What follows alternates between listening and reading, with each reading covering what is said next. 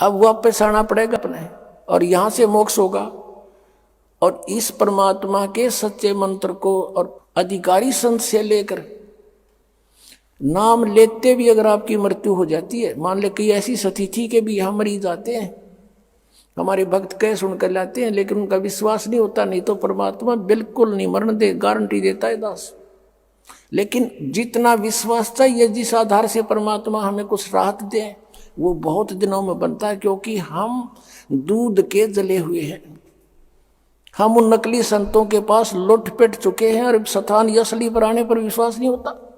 जैसे एक बाजार में और 9 नकली दुकान हो, धोखे कर रहे हो, और 10वीं के ऊपर कोई व्यक्ति जाता है तो उसके दिमाग में वह साइकोलॉजी रहती है कि भी माल डुप्लीकेट पाओगा, चाहे कति ओरिजिनल दरले विश्वास हो को नहीं, वो तो बरते पता चलेगा, उसका यूज करेंगे तब।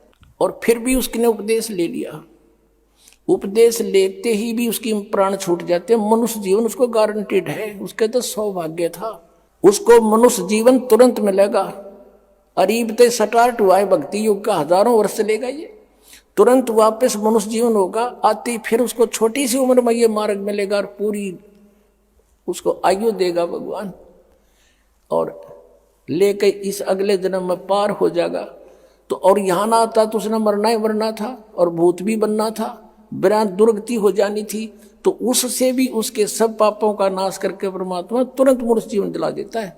इतने दयालु ही है भगवान, क्योंकि हम इनके बच्चे हैं और इसने हमें यहाँ से निकालना उद्देश्य है परमात्मा का।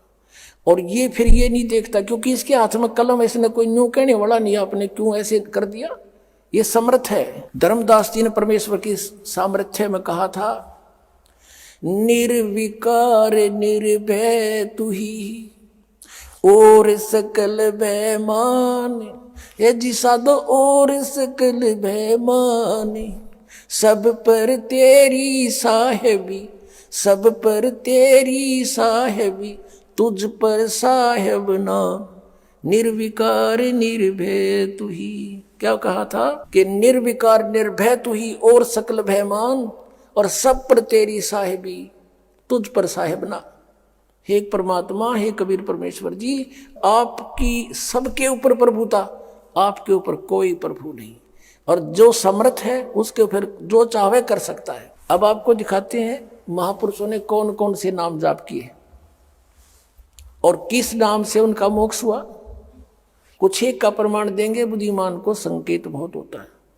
आदरणीय गरीबदास साहिब जी के पंथ से तो दास है ही, उनके तो इतिहास को खूब गहराई से जान चुका है कि गरीबदास जी को परमात्मा ने ये मंत्र दिए थे और उन्होंने वो मंत्र अपनी वाणी में लिखे, ब्रह्मवेदी के अंदर लिखे 500 कमलों के मंत्र। उससे हटकर फिर बताया कि एक सतनाम है 2 अक्षर का, और उसमें क्या क्या बताए हैं। धर्मदास जी को परमात्मा ने कौन सा मंत्र दिया था, और कबीर पंथी एंड बैंड बंडे और कुछ नाम जाप करते। परमात्मा का आदेश था कि इसको अभी तक छुपा के रखना था, अब सार्वजनिक करना पड़ेगा, नहीं तो फिर आम आदमी ने सोचेगा वो पता नहीं क्या मंत्र देते हैं। या दास ने पुस्तक में भी लिखा हुआ है कि धर्मदास जी को ये नाम दिया, गरीबदास जी को ये नाम दिया, नानक साहिब जी को ये नाम दिया। लेकिन नानक साहिब जी ने जो नाम जपा वो सिख समाज को भी ज्ञान नहीं। क्यों नहीं? क्योंकि परमात्मा ने सख्त आदेश दे दिए थे कि धर्मदास तो लाख दुहाई, जिस भी संत को उपदेश देते थे उसको यही पहले कसम दिलाते थे कि ये मंत्र अभी डिस्क्लोज मत करना। सतनाम क्या है? नानक साहब ने महिमा गाई है, वाहे गुरु सतनाम, वाहे गुरु सतनाम, कि वाहे गुरु माने कबीर परमेश्वर इज गॉड, वो गुरु हो, वाह गुरु, वाह गुरु। गरीबदास साहिब जी को परमात्मा मिले जैसे नानक साहिब जी को मिले, जैसे धर्मदास जी को मिले, और सतलोक लेकर गए सबको, फिर वापस छोड़ा उनको। तो गरीबदास साहिब जी ने कहा कि हम सुल्तानी नानक तारे, और दादू को उपदेश दिया, जात जुलाहा भेद नहीं पाया, वो काशी माए कबीर हुआ। फिर क्या बताया कि झांकी वेख कबीर की, नानक कीती वाह सिखा के गल पड़ी, कौन छुटावे था। अब जैसे नानक साहिब जी ने सचखंड के अंदर जाकर कबीर परमेश्वर को देखा, उनका नज़ारा देखा, झांकी देखी, जैसे 26 जनवरी पर आप देखते हो कि ये पंजाब प्रांत की झांकी, उसके एक ट्रेली ही पर बना करके सारे उसका जो मॉडल बना कर ले जाते हैं, दिखाते हैं। फिर ये हरियाणा प्रांत की झांकी, तो ऐसे कहते हैं सतलोक में कबीर परमेश्वर की झांकी को देखकर नानक की तीवा अको हो वाह, ये है परमात्मा। तो ब्रह्मा विष्णु महेश्वर को भगवान मान रहे थे, वाह वाह वाह, कहते ये है भगवान।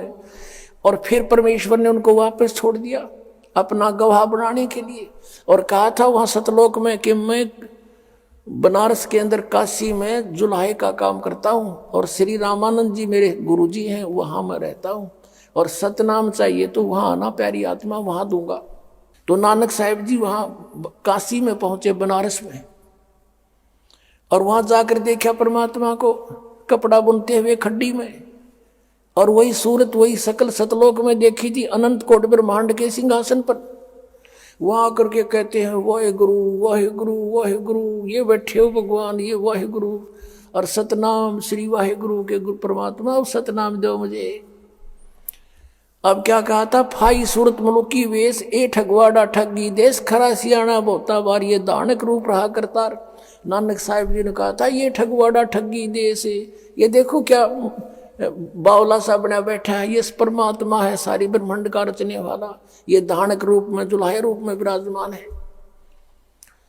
अब उस पंजाब प्रांत से गए हुए व्यक्ति को वहां ये कहते हुए सुनकर आसपास के जुलाहे इकट्ठे हो गए, और वो कहते हैं कि ये क्या बोल रहा है, कि ये एक दूसरे को कहते हैं कि इस नीरू के पुत्र को ये भगवान बता रहा है, पंजाब का पंजाबी है, देखो इसकी अकल मारी गई है।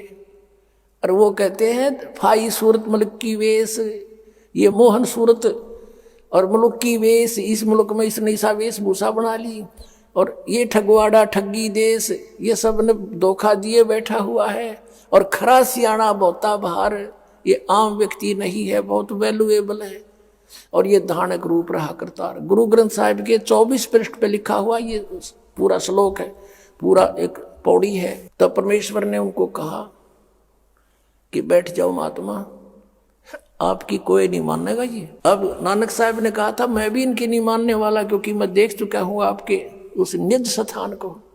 अब क्या बताया गुरु ग्रंथ साहब में लिखा है कि नीच जात परदेसी मेरा, पल आवे पल जावे, अर्ता की संगत नानक रेंदा, और कैसे मोंडा पावे। नीच जात परदेसी मेरा, धानक रूप रहा करतार, गवाही दे रखी।